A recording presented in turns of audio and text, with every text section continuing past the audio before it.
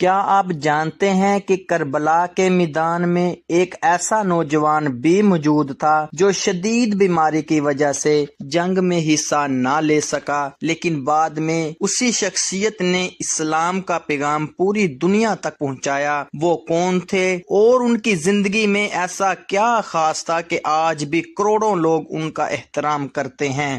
آئیے جانتے ہیں۔ امام زین العابدین، جن کا اصل نام علی بن حسین تھا، امام حسین رضی اللہ تعالی عنہ کے فرزند اور نبی کریم صلی اللہ علیہ وآلہ وسلم کے نواسے تھے۔ آپ کی ولادت مدینہ منورہ میں ہوئی۔ آپ اپنی عبادت، تقوی، صبر اور بہترین اخلاق کی وجہ سے مشہور تھے۔ جب کربلا کا واقعہ پیش آیا تو امام زین العابدین شدید بیمار تھے، اسی لیے جنگ میں حصہ نہ لے سکے۔ اللہ تعالیٰ کی حکمت سے آپ زندہ رہے تاکہ اہل بیت کا پیغام آنے والی نسلوں تک پہنچ سکے۔ کربلا کے بعد امام زین العابدین کو قیدیوں کے ساتھ کوفہ اور شام لے جایا گیا۔ وہاں آپ نے نہایت حکمت اور جرأت کے ساتھ ایسے خطبات دیے جنہوں نے لوگوں کو حق اور باطل کا فرق سمجھا دیا۔ آپ راتوں کو اٹھ کر عبادت کرتے تھے اور غریبوں کی مدد خفیہ طور پر کرتے تھے۔ بہت سے لوگ نہیں جانتے تھے